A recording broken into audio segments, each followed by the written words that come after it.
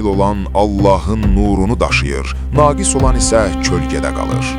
Bizim yolumuz bu nuru xalqın qəlbinə yaymaqdır.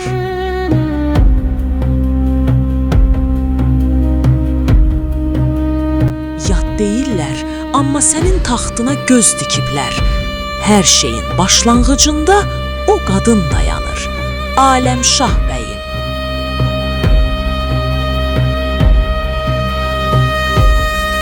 Mən Oğuz elinin hökümdarıyam ana. Mənim yolum Türk birliyinin yoludur.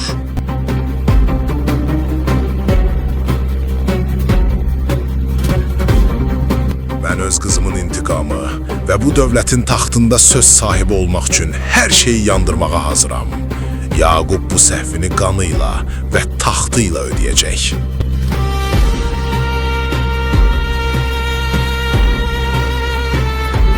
Şeyx dönəndə artıq bu torpaq bizim olacaq.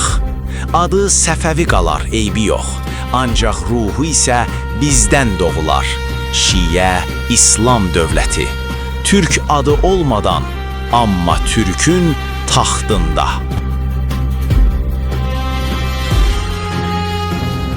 Onlar Ərdəbilin tozuna, torpağına qarışacaq. Səfəvi nəslinin ən zəif məqamını gözləyəcəklər. Heydər elə biləcək ki, xainləri təmizlədi. Amma o bilməyəcək ki, əsl zülmət hələ də onun divarlarının arasındadır.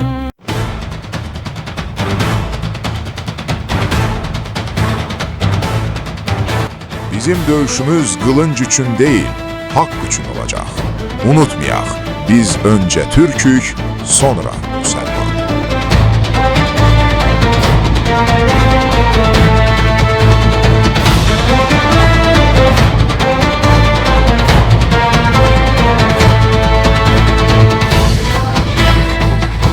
Bu əsər 15-ci əsrdə Azərbaycanın cənubunda hökm sürən Səfəvi təriqətinin rəhbəri Şeyx Heydər və Şirvanşahlar hökmdarı Fərrux Yasar, eləcə də onun təsiri ilə Ağqoyunlu hökmdarı Sultan Yaqub arasındakı mürəkkəb siyasi və dini qarşıdurmanı dramatik bir dillə təsvir edən bədii əsərdir. Hadisələr Azərbaycanın bütövlüyü və hakimiyyət uğrunda mübarizənin kəskinləşdiyi tarixi bir dönəmdə cərəyan edərək Səfəvi Ağqoyunlu Şirvanşahlar üçbucağındakı diplomatik intriqaları, xəyanətləri və gizli ittifaqları bədii təzahürlə təqdim edir. Əsərdə Şeyx Heydərin mənəvi ucalığı və Türk birliyi idealları ilə saray daxilindəki məkirli planlar, xüsusilə Şirvanşahlar sarayındakı tacik əsilli vəzir Sasan Keyxosrov və Ərdəbil ocağındakı xain Əbu Musanın daxili fitnə yaratmaq cəhdləri göstərilir. Müəllif, dövlətlərarası izdivacların siyasi alətə çevrilməsini və şübhə toxumlarının həm ocaq, həm də saray daxilində necə dağıdıcı qüvvəyə malik olduğunu zəngin diyaloqlar vasitəsilə oxucuya çatdırır. Əsərin əsas qayəsini vətən sevgisi, mənəvi paklıq və hakimiyyət hərisliyinin yaratdığı faciəvi ziddiyyətlərin təhlili təşkil edir.